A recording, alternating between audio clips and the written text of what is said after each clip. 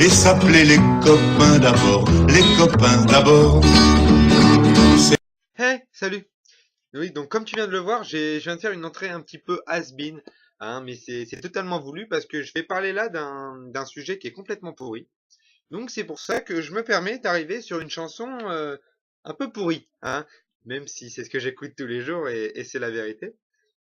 Donc je voulais paraître vieux, vieillot, tout ce que tu veux, parce que je vais parler d'un programme qui lui est vieillot, un programme télé dont j'ai jamais compris l'existence de ce programme, c'est le le téléachat, pardon. Jamais compris l'existence de ce programme. S'il était vraiment indispensable à la chaîne, je pense que toutes les chaînes l'auraient adopté, pardon. Non? Et c'est pas le cas.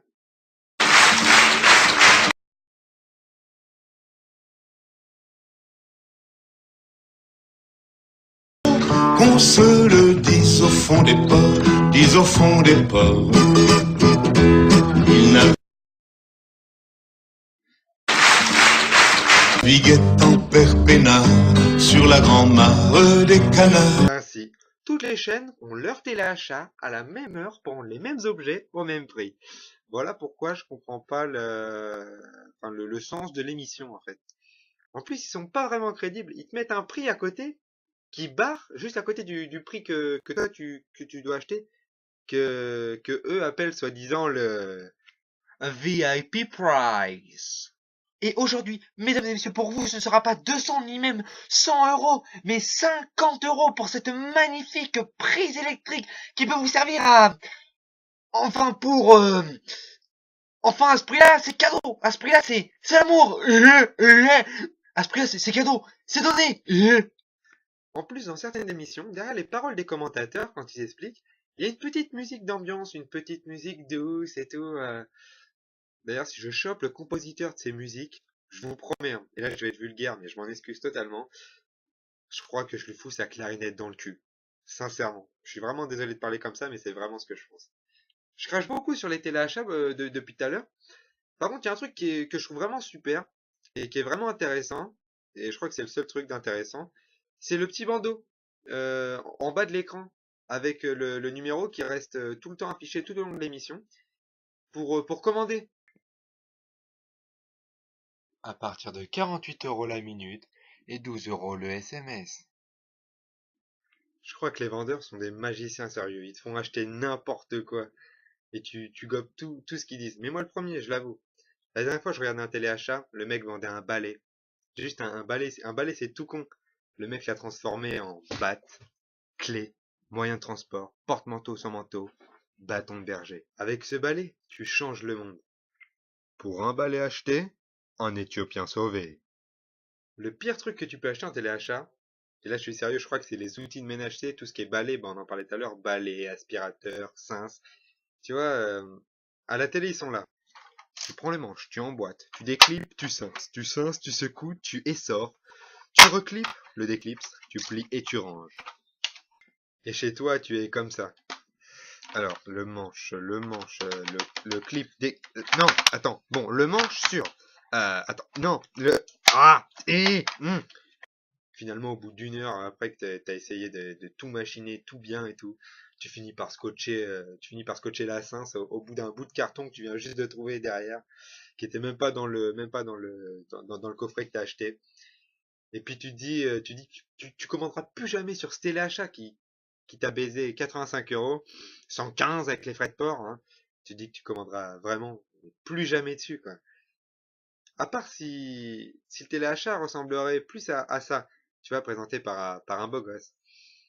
Madame, monsieur, bonjour et bienvenue dans ce nouveau téléachat, dans ce nouveau numéro.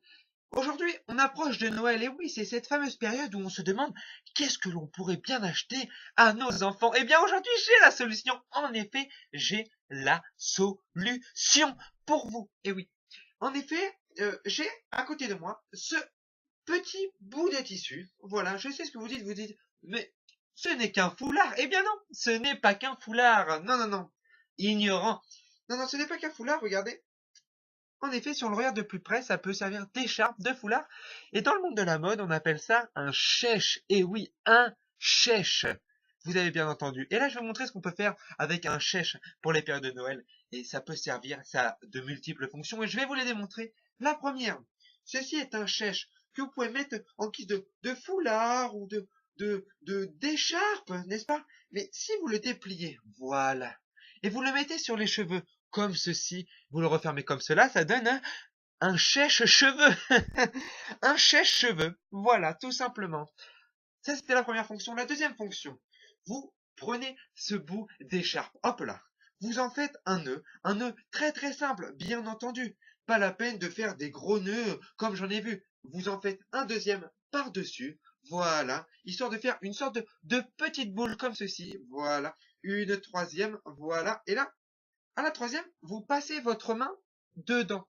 Et là, vous pouvez faire des sortes, voilà, quand vous n'avez pas le temps d'aller au sport, hop, une petite séance de poids, et oui, de poids, ça sert de poids. Et notamment, c'est un poids chèche. Un poids chèche, tout simplement pour mettre dans le couscous. Ça peut servir aussi. Voilà. Donc ça, c'était la deuxième fonction. La troisième fonction, ça peut servir aussi pour vos enfants, en effet. Imaginons que vous avez un enfant qui fait beaucoup de sport, hein. Il m'est arrivé de faire beaucoup de sport et de ne pas pouvoir réviser pour le contrôle du lendemain qu'on a complètement oublié de réviser le week-end. Donc, je vais vous montrer, si j'arrive à déplier mon petit foulard, bien évidemment, je vais vous montrer la troisième, voilà, la troisième fonction de ce foulard, en effet. Alors, vous n'avez pas le temps de réviser, alors que faites-vous? Vous prenez votre trousse, hein, elle est vide. Vous mettez votre chèche dedans. Voilà, comme ceci. Et dans votre contrôle, hein, pendant votre contrôle, vous pouvez discrètement, hein, à l'abri des regards de la maîtresse, le sortir et en faire une anti-chèche. Et oui, une anti-chèche. Voilà, c'était la troisième fonction. Et la quatrième fonction. Vous avez bien réussi votre contrôle, imaginons. Alors, que faites-vous? Pour vous féliciter, vous faites une petite fête entre amis. Et oui, c'est la moindre des choses quand on est jeune. Alors, vous invitez quelques amis et pour faire la fête, vous pouvez boire, manger. Et avec ça, vous pouvez boire. Et oui, car ceci peut se transformer en chèche 164. La chèche 164. Ça, c'était la quatrième fonction, mais celle-ci, elle est en option. Donc, la cinquième fonction, et je terminerai là-dessus, c'est la dernière. Vous pouvez faire, comme je disais, une petite fête entre amis. Il suffit et vous en servir comme objet, comme un jouet. Hein, voilà. Il vous suffit d'être avec vos amis et de vous mettre en rond, en cercle. Voilà. En cercle comme ceci, comme cela. Et vous prenez ce chèche, vous le jetez en l'air au milieu du cercle, comme ceci, comme cela. Et là, que faites-vous? Vous le relevez et vous jouez à action, chèche ou vérité.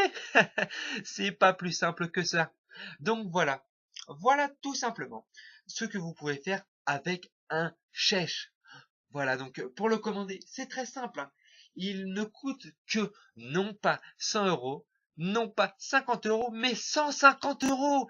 Ce n'est rien, ce n'est rien. Et vous pouvez l'appeler en appelant le numéro qui va défiler au bas de votre écran. Voilà, et vous pouvez le commander pour Noël. Voilà, c'était Marc-Olivier, tout court, qui vous présentait ce petit téléachat pour les achats de Noël. Voilà, bon week-end et joyeuses fêtes!